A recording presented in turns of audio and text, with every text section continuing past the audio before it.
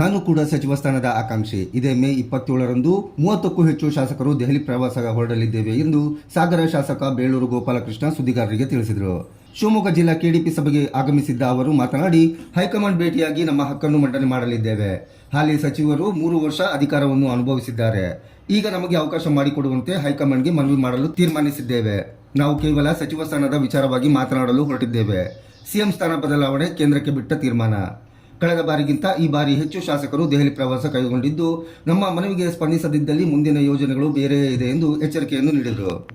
ನೋಡಿ, ಡೆಲ್ಲಿ ಹೋಗೋ ಕಾರ್ಯಕ್ರಮನ ಕೇರಳದ ಮುಖ್ಯಮಂತ್ರಿಗಳು ಆಯ್ಕೆ ಆದಮೇಲೆ ಹೋಗ್ಬೇಕಂತಿತ್ತು. ಮುಖ್ಯಮಂತ್ರಿಗಳು ಆಯ್ಕೆ ಆಗಿದೆ. ಬಹುಶಃ ಒಂದು 2-3 ದಿವಸದಲ್ಲಿ ಮೀಟಿಂಗ್ ಮಾಡಿ ಸುಮಾರು ಒಂದು 30-35 ಜನ ನಾವು ಡೆಲ್ಲಿ ಹೋಗ್ತಾ ಇದ್ದೀವಿ. ಈ ಸರಿ ಮಾಡುವ ಮಡಿ ಅಂತಾರಲ್ಲ, ಹಾಗೆ ಆ ಥರ ನಮ್ಮ ನಿರ್ಧಾರಗಳನ್ನು ಗಟ್ಟಿ ಇಟ್ಕೊಂಡಿದ್ದೀವಿ. ಯಾಕಂದರೆ 3 ವರ್ಷ ಆಗ್ತಾ ಬಂತು, ಇವತ್ತಿಗೂ ಯಾರೂ ಅದ್ರ ಬಗ್ಗೆ ಚಕ್ರ ಎತ್ತಾ ಇಲ್ಲ. ಮಾನ್ಯ ಮುಖ್ಯಮಂತ್ರಿಗಳು ಮೊನ್ನೆ ಹೇಳಿದ್ದಾರೆ, ನಾವು ಮಾಡ್ತೀವಿ, ಸಂಪುಟ ವಿಸ್ತರಣೆ ಇದೆ, 15 ಜನರು ತೊಗೊಳ್ತೀವಿ ಅಂತ ಹೇಳಿದ್ದಾರೆ. ನಾವು ಒಂದು 20 ಜನರ ಮೇಲೆ ತಗೊಳ್ಬೇಕಂತ ನಾವು ಹೇಳಿದ್ದೀವಿ. ಯಾಕಂದರೆ 3 ವರ್ಷ ಅಧಿಕಾರವನ್ನು ಅನುಭವಿಸಿದ್ದಾರೆ ಅವರು. ಆದ್ದರಿಂದ ನಾವು ಡೆಲ್ಲಿ ಹೋಗೋದು ಬಹುಶಃ 28-29 ಡೆಲ್ಲಿ ಹೋಗಬೇಕಂತ ತೀರ್ಮಾನ ಮಾಡಿದ್ದೀವಿ. 30-35 ಜನ ಹೊಡ್ತೀವಿ ಈ ಸರಿ. ಹೌದು, ಹಿಂದೆ ಹೋದ ಟೀಮಲ್ಲಿ ಮೊನ್ನೆ 25 ಜನ ಹೋಗಿದ್ದೀವಿ. ಈಗ ಮತ್ತೆ ಜಾಸ್ತಿ ಆಗಿದ್ದಾರೆ. ಒಂದು 35 ಜನರ ಮೇಲೆ ಹೋಗ್ಬೇಕಂತ ತೀರ್ಮಾನ ಮಾಡಿದ್ದೀವಿ. ಖಂಡಿತ ಮಾಡಬೇಕಂತ ನಾವು ಕೇಳ್ತಾ ಇದ್ದೀವಿ. ಪುನರ್ರಚನೆ ಮಾಡಬೇಕು ಅಂತ ನಾವು ಕೇಳ್ತಾ ಇದ್ದೀವಿ ಎಲ್ಲ.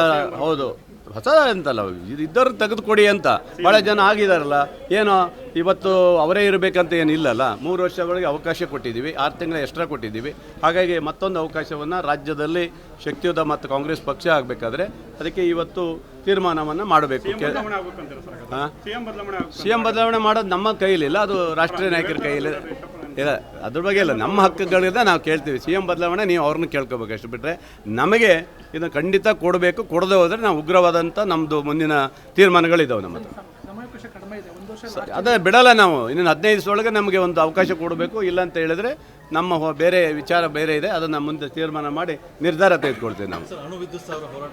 ಅಲ್ಲ, ಖಂಡಿತ ಅಣು ವಿದ್ಯುತ್ ಬಹುಶಃ ನಮ್ಮ ಭಾಗದಲ್ಲಿ ಬೇಸೂರಲ್ಲಿ ಬಂದಿದೆ ಅಂತೇಳಿ ಒಂದು ಹೋರಾಟ ಮಾಡಿದ್ದಾರೆ. 2-3 ಸರಿ ಹೋರಾಟ ಮಾಡಿದ್ದಾರೆ ರೈತರು.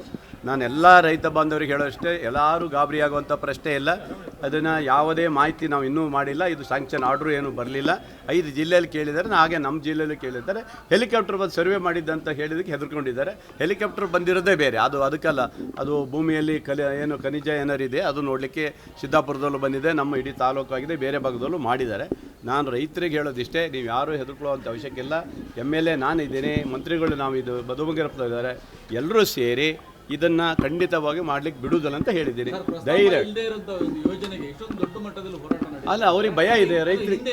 ಇಲ್ಲ, ಅದು ಏನಾಗುತ್ತೆ, ಅಣುಸ್ಥಾವರ ಅಂದರೆ ಒಂದು 30 ಕಿಲೋಮೀಟರ್ ವ್ಯಾಪ್ತಿಯಲ್ಲಿ ಬರುತ್ತೆ. ಹೆದರಿಕೆ ಜಾಸ್ತಿ ಆಗಿರೋದ್ರಿಂದ ಮುಂಚೆ ಮುಳುಗಡೆಯಾಗಿ ನಿರಾಶ್ರಿತರಾದಂಥ ಪ್ರದೇಶಕ್ಕೆ ಮತ್ತೆ ಮುಳುಗಡೆ ಮಾಡುವಂಥ ಪ್ರಶ್ನೆನೇ ಇಲ್ಲ. ನಾನೇ ಹೇಳ್ತಾ ಇದ್ದೀನಿ, ಯಾವ ಕಾರಣಕ್ಕೂ ಮಾಡೋಕ್ಕೆ ಬಿಡೋದಿಲ್ಲ, ಮಾಡೋಕ್ಕೆ ಆಗೋದೂ ಇಲ್ಲ. ನಾನೊಬ್ಬ MLA ಆಗಿ ಹೇಳ್ತಾ ಇದ್ದೀನಿ. ಒಂದು ವೇಳೆ ಮಾಡ್ತೀನಿ ಅಂತ ಹೇಳಿದರೆ ನಂದು ಹೋರಾಟ ಇರುತ್ತೆ. ನಾನು ರಾಜೀನಾಮೆ ಕೊಟ್ಟು ಹೊರಗೆ ಬರ್ತೇನೆ. ನಾನು ರಾಜಕೀಯವಾಗಿ ಅವರು ರಾಜೀನಾಮೆ ಕೊಟ್ಟು ಹೊರಗೆ ಬರ್ತೇನೆ ಅಷ್ಟೇ. ಅಲ್ಲಿವರೆಗೆ ಹೇಳಿದ್ದೇನೆ ಅವರಿಗೆ. ಹಾಗಾಗಿ ಯಾರು ರೈತರು ಹೆದರ್ಕೊಳ್ಬೇಕಾಗಿಲ್ಲ. ಈ ಯೋಜನೆ ಕೈ ಬಿಡಲಾಗಿದೆ. ಓಕೆನಾ? Thank you.